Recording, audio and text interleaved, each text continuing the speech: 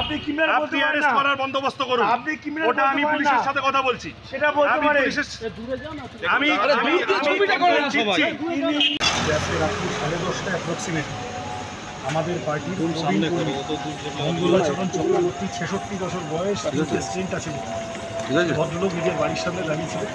কিছু গুন্ডা আসে, সেই গুন্ডারা এসে প্রথমে তাকে বলে সিপিএমের হয়ে বুথে বসা যায়। তিনি বলেন যে আমি কোথায় বসবো সেটা আমার ব্যাপার।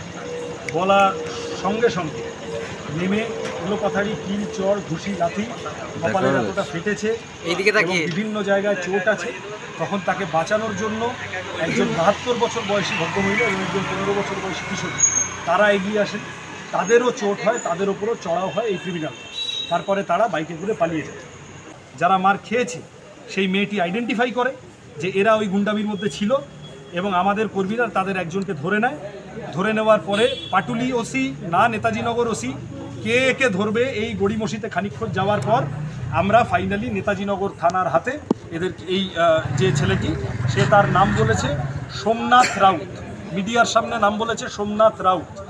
এই মাঝখানে কে তৃণমূল নেতা কি বলে গেল, বাচ্চা সিং না কি নাম, সে এসে আপনাদের ক্যামেরার সামনে ওই ছেলেটিকে চড় মারে। আমরা কিন্তু কোনো রকম গায়ে করিনি, আমরা আইন নিজেদের হাতে তুলে নিইনি এবং আমরা পুলিশের জন্য ধৈর্য ধরে অপেক্ষা করেছি।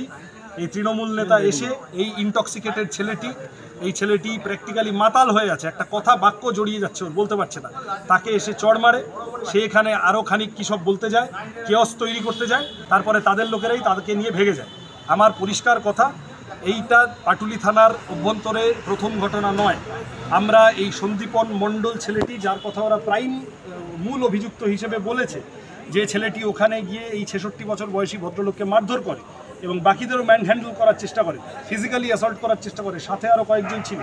এই ছেলেটির ক্রিমিনাল রেকর্ডসে এই ছেলেটির মিসক্রিয়েন্ট হিসেবে পরিচয় আছে পাড়ায়, পরিচিত মিসক্রিয়েন্ট। তার সাথে আরও যারা ছিল সাঙ্গপাঙ্গ, এই সন্দীপনকে অ্যারেস্ট করতে হবে এবং সাঙ্গপাঙ্গদের একজনকে এখান থেকে হাতে নাতে ধরা হয়েছে। আমরা আইনের উপর আস্থা আছে বলে পুলিশের হাতে তুলে দিয়েছি। উই উইল ওয়েট পুলিশ কি অ্যাকশন নেয়।